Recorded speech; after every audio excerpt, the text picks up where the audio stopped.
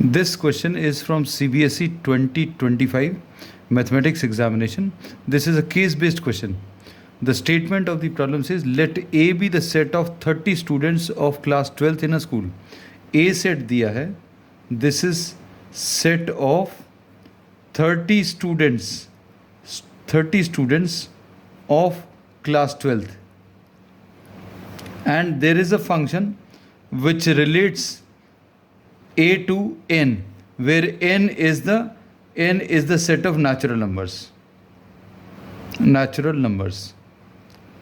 such that function fx is equal to the roll number of student x. तो x अभी हम लोगों ने बोला स्टूडेंट को और the name of the student, और fx क्या बोल दिया? f of x is what?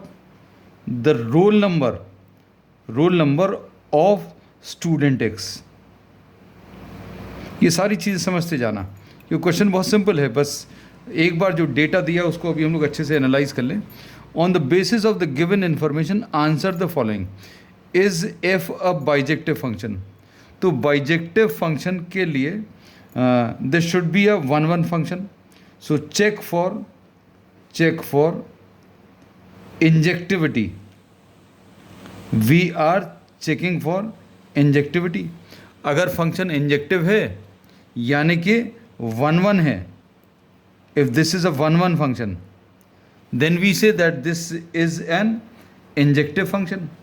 तो अब इसमें सबसे पहले we are selecting, suppose x1 is the first student, ये पहला स्टूडेंट है, और f ऑफ x1 इसका मतलब क्या रहेगा ये बता दिया है इन्होंने क्वेश्चन में. This is the roll number, इसको यहां पर लिख दे रहे हैं. f of x1 is the role number of first student, या फिर अभी हम लोग बोल देंगे this is the role number of first student who is what x1. तो fx1 याद रखना क्या है, कहने लगे रोल नंबर है. x2 is the second student, and fx2 this is the role number of the second student, that is x2. अब इसमें इंजेक्टिविटी चेक करने के लिए हम लोग क्या अज्यूम करते हैं? Suppose fx1 is equal to fx2. fx1 is equal to fx2 का मतलब क्या है? इसका मतलब समझ में आना चाहिए. इसका मतलब ये होगा that roll number of x1 and x2, roll number of x1 and x2 are equal और आर सेम. तो क्या ये चीज़ पॉसिबल है? दो डिफरेंट स्टूडेंट्स के सेम रोल नंबर. fx1 क्या है? पहले स्टूडेंट का रोल नंबर. fx2 क्या है? दूसरे स्टूडेंट का रोल नंबर. और fx1 is equal to fx2. क्या ये पॉसिबल है? तो अभी हम लोग ये बोलते हैं कि roll number of two different students same possible नहीं है. या फिर अभी हम लोग ये बोलते हैं कि दिस इज ओनली पॉसिबल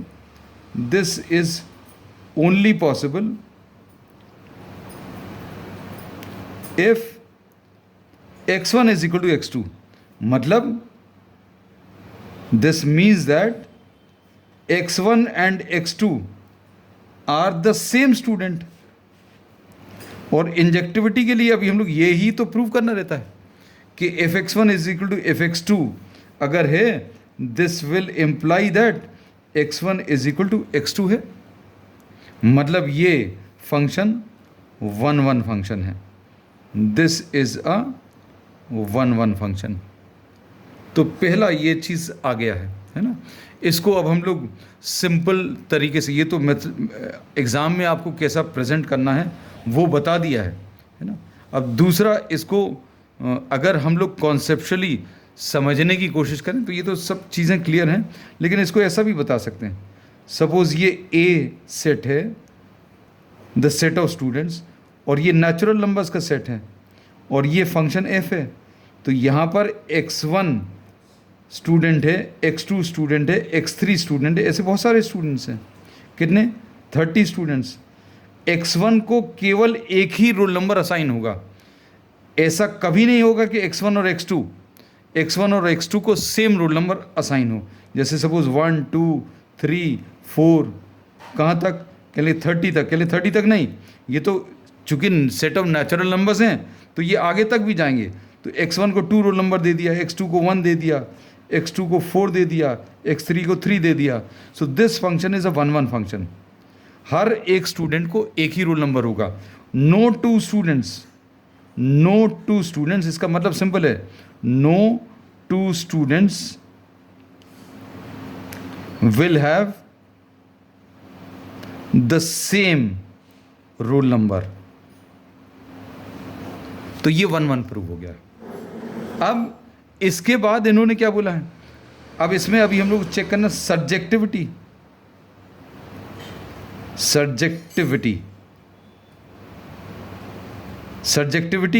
मतलब हमें ऑन टू है कि नहीं ये चेक करना।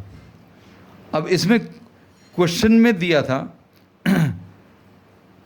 कि A is the set of 30 students of class 12th, let F is relating A to N, N is a set of natural number such that Fx is roll number, ये बता दिया। तो अब इसमें पहले स्टूडेंट को कोई आप एक रोल नंबर असाइन कर दोगे।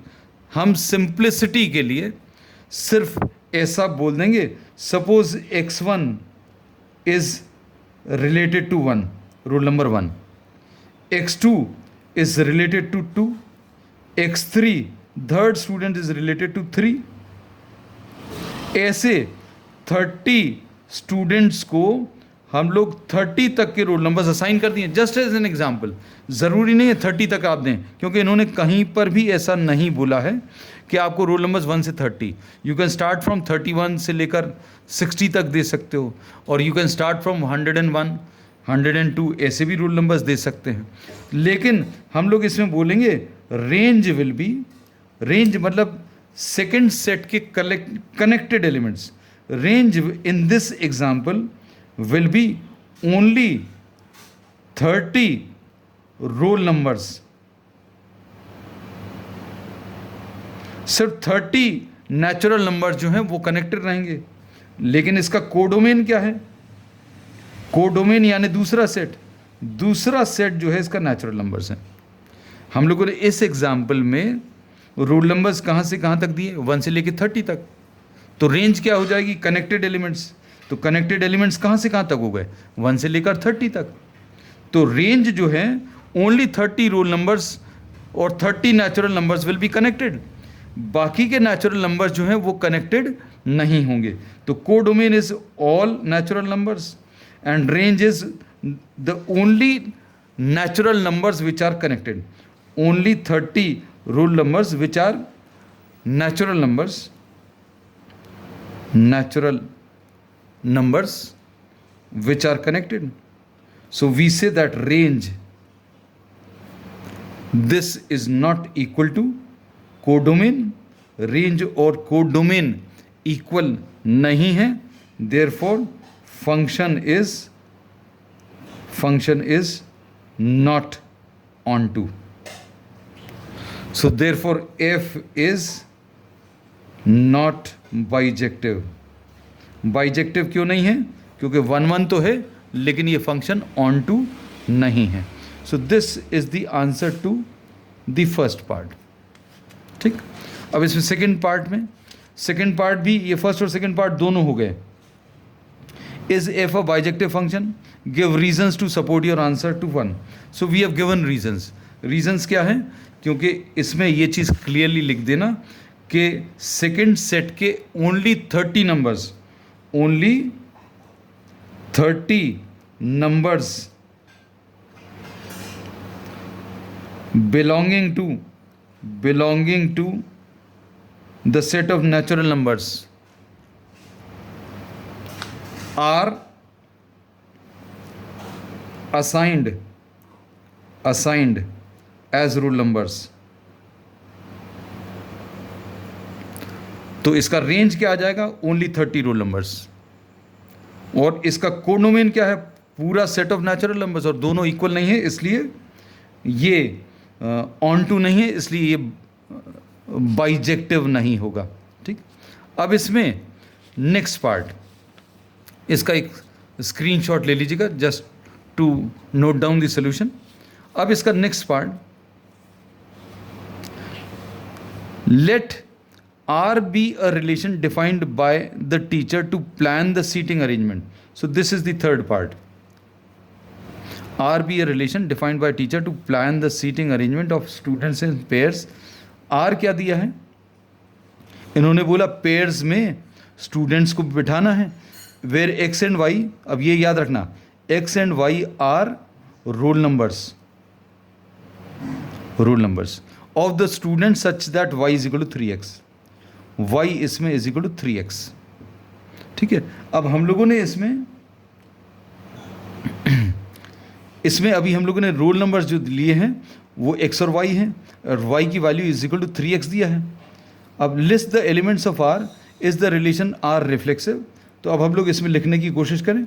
इन्होंने जो सिटिंग अरेंजमेंट लिया है वो कैसा लिया, x के साथ कौन बैठेगा, y, और y का रोल नंबर कितना होगा, 3 टाइम्स।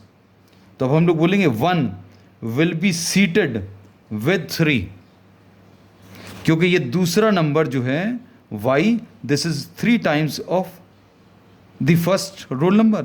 तो r जो है 1 3 आएगा, फिर 2 6 आएगा, फिर 3 9 आएगा, 4 12 आएगा, 5 15 आएगा, 6 18 आएगा, 7 21 आएगा, 8 24 आएगा, 9 27 आएगा, एंड 10 30। तो is this we have written down, list the elements of R. तो ये पार्ट तो अभी हम लोगों ने कर दिया। Is R reflexive, R reflexive है कि क्या, no, because 1 1 1 should be related to 1, 1 1 does not belong to R, so this relation is not reflexive. फिर is it symmetric, 1 is related to 3, the first roll number connected to 3, so 1 3 belongs to R, but 3 1 does not belong to R। तो ये symmetric नहीं है, तो क्या ये transitive है, 1 3 belongs to are है, और 3 9 also belongs to R. 1 is seated against 3, 3 is with 9, तो 1 related to 3, 3 related to 9 is 1 related to 9। So we say that 1 9 क्या इसके अंदर है, तो 1 9 does not belong to R, therefore this relation is not transitive. So we have completed this part, third part।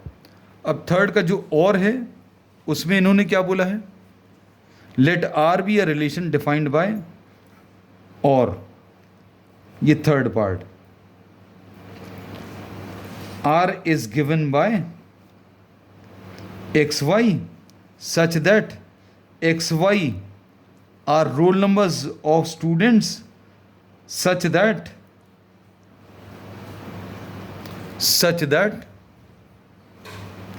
y is equal to x cube। दूसरा वाला roll number पहले वाले roll number का क्यूब है। तो r अभी हम लोग लिख दें, r इसमें क्या आ जाएगा बेटा, 1 विल बी रिलेटेड टू 1 का cube, and 1 will be related to, sorry 2 will be related to, 1 related to 1 है, 2 related to 2 cube, 2 will be related to 8, 3 will be related to 27। तो इसमें अभी हम लोग बोलेंगे, अगर आप इसको देखें, so is this a function, तो ये फंक्शन है क्या, तो सारे 30 रोल नंबर्स जो हैं वो कनेक्टेड नहीं है। So we say that 1 is related to 1, 2 is related to 8, 3 is related to 27. So we say that 4, 5, 6, these roll numbers belonging to the first set are unrelated.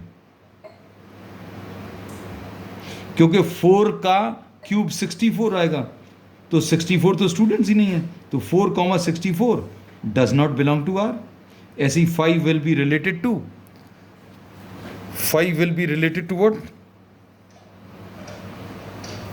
5 will be related to 125. So this also does not belong to R. तो अब इसमें इन्होंने बोला है is R a function? So in this case we say that only 1, 2, 3 these are related to 1, 8 and 27. The remaining roll numbers are not related, therefore R is not a function. R एक function नहीं है.